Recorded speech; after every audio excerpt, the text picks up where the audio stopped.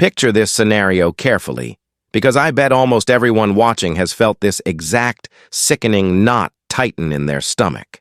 It's a Tuesday morning commute. You are running late, when suddenly that orange check engine light glares from the dashboard. Your heart sinks because you know fixing a sensor might cost $300, but your bank account holds $40.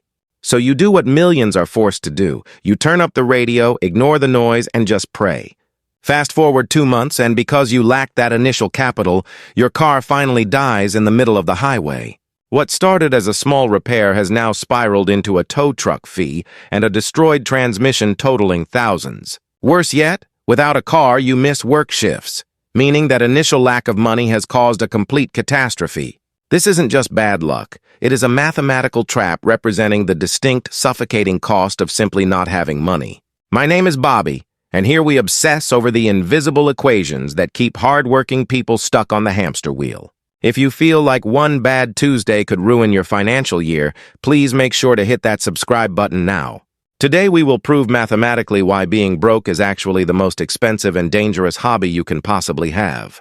Most mainstream financial gurus get one crucial, fundamental thing completely wrong about the true nature of money.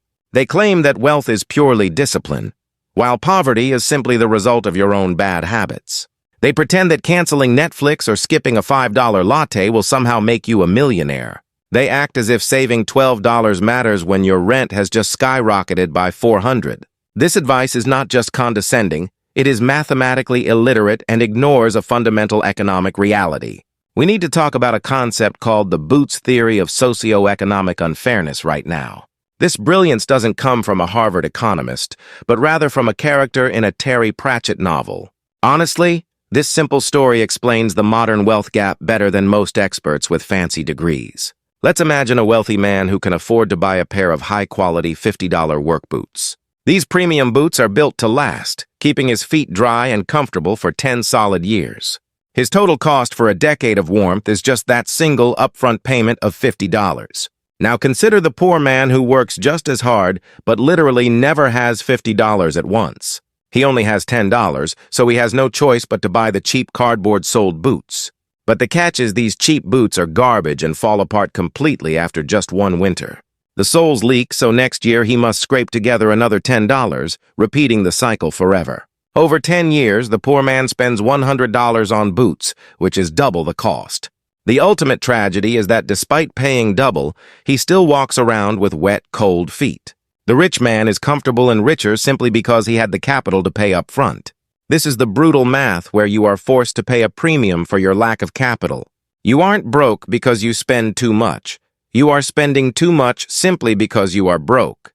You might be thinking that boots are a nice philosophical story, but ask yourself how this actually applies to your life in 2025. Well, simply look around you because this dynamic is everywhere, even in something as completely unglamorous and ridiculous as buying toilet paper. If you have $50 of disposable income, you head to Costco and buy that massive mega pack that barely fits in your trunk. When you break it down, the cost per roll is tiny, meaning you are set for months and never have to think about it.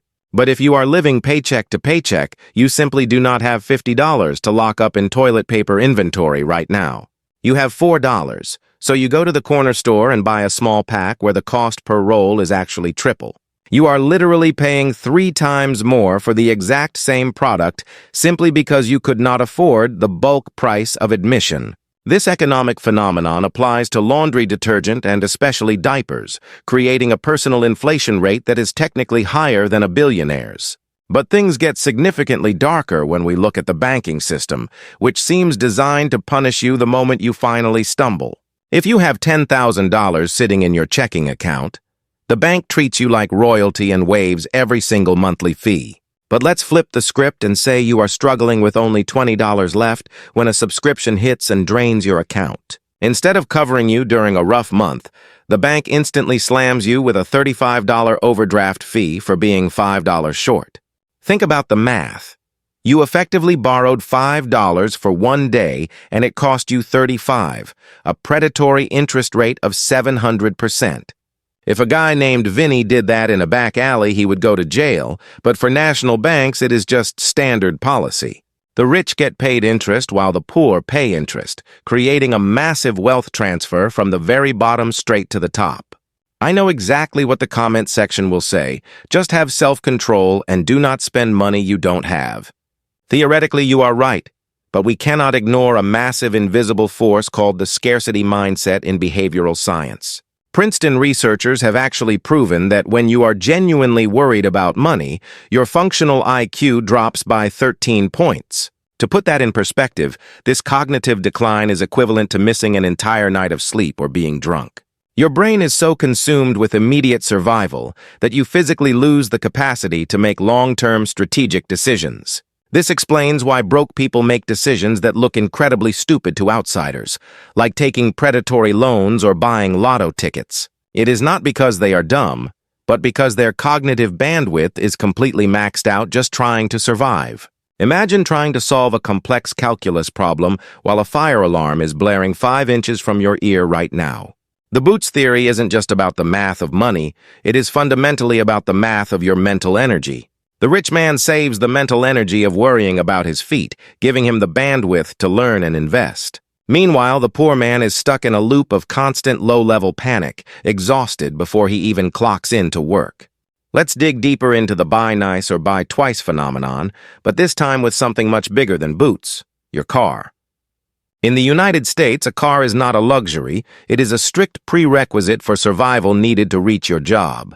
A wealthy person plays the game on easy mode, buying a reliable Toyota or Honda with cash or a low-interest loan. That car will run perfectly for a decade with just oil changes, meaning the total cost of ownership is incredibly low. Now look at the person with bad credit walking onto a predatory car lot with bright neon signs and aggressive salesmen. They are sold a high-mileage clunker barely holding together, marked up to $8,000 despite being worth only $4,000. Then comes the financing nightmare because the buyer is high risk, meaning the interest rate isn't 5%, it is 24%. If you do the math, they might pay $15,000 over the loan life for a car barely worth $4,000. Here is the part that truly hurts. That car will likely suffer a catastrophic breakdown before the loan is even paid off. So now they are making monthly payments on a dead car while desperately trying to finance a new one to work. This is the poverty trap in high definition where you pay a massive risk premium because society has deemed you risky. The only way to stop being risky is to have money, which you cannot save because you are paying the risk premium. It is a vicious engineered cycle designed to keep you exactly where you are, unable to ever climb up the ladder. But we have not even touched on the single biggest expense of all, which is the nightmare of modern housing. Renting versus owning is the ultimate final boss of the boots theory, because when you rent, you are effectively paying 100% interest.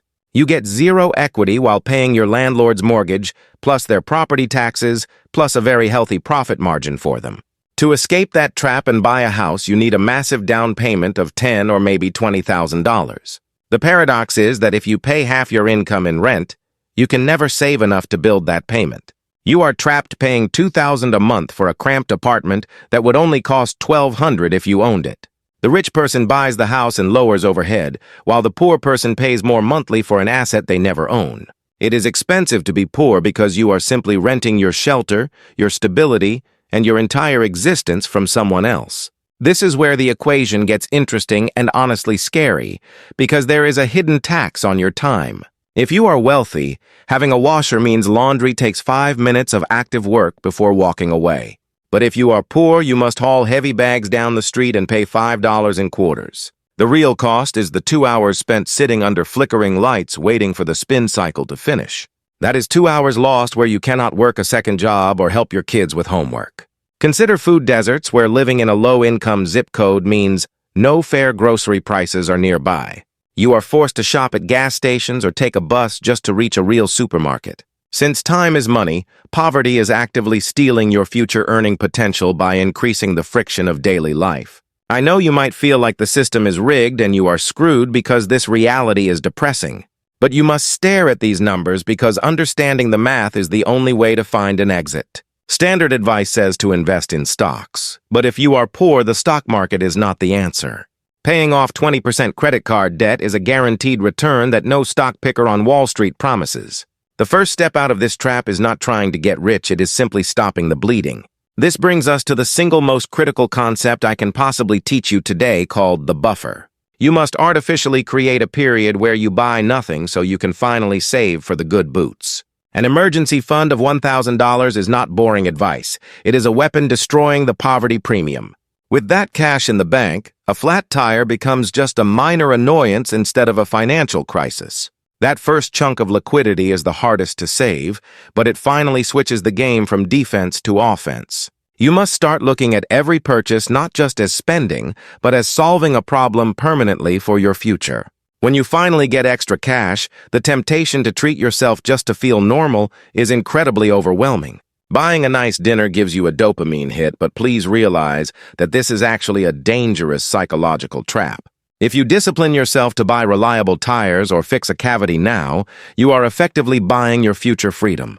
You are paying off the poor tax immediately so that you never have to pay that specific tax ever again. This requires stopping the monthly payment mindset and starting to ask yourself, what is the total cost of ownership?